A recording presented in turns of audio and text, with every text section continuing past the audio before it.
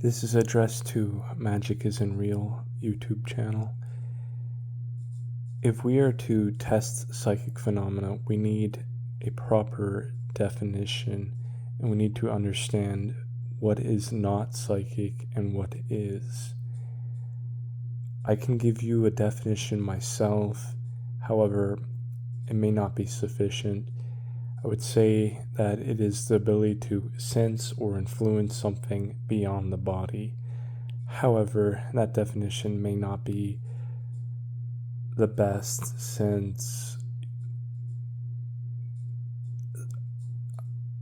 healing the body is perhaps something you might consider to be a psychic ability, especially if it is very substantial healing. I would like you, by the way, to read these two Bernardo Kastrup books, or at least one of them. It wouldn't really matter if you read both, and to consider very carefully his arguments in favor of metaphysical idealism. It gives a very good framework for understanding reality, although there have been realists and materialists who have also tried to interpret and understand or explain what they either considered as evidence of psychic phenomena or the possibility of psychic phenomena, and how it would fit into a materialist or realist framework. But here Bernardo Kastrup is giving the metaphysical idealist worldview and using science and reason to explain it.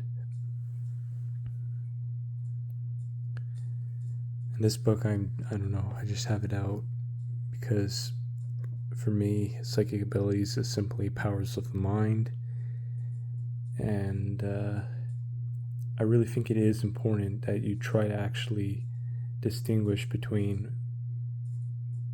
what you would consider mundane and what you consider exceptional. And I'm not going to say supernatural, because personally, no matter what happens, it is natural. It is according to the laws of nature. Just because you do not currently understand how to account for said phenomena with those laws which you are familiar with does not mean that the cosmos is limited by your understanding of it. There is definitely some formulaic, systematic, lawful way in which things happen. All things happen. If that means supernatural doesn't exist, well, sure, but I think what we are talking about here is phenomena of things like moving objects with the mind, influencing objects, people, events, circumstances, and influencing the body, but I would say to a very high standard, because I'm thinking that you will not be impressed by muscle control of the subconscious, and I'm not sure if you would count the body being able to heat itself up, as in the case of Wim Hof and other individuals. I'm also curious what you would think if someone were to demonstrate that they could sit in a fire and be unharmed. Obviously, anyone can run across hot coals and be fine. That's just normal physics. But if someone can hold themselves in a flame and not be burned, that would be very curious. And I wonder what you would think about that. And would you consider healing a psychic phenomena? Because it is something within the body. And just how extreme would the healing have to be?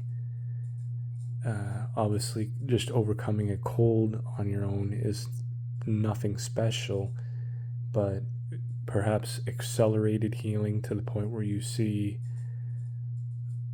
the body repairing from grievous harm very fast, or from things like cancers or poisons or other major things, maybe you would consider that to be exceptional or paranormal or a power of the mind.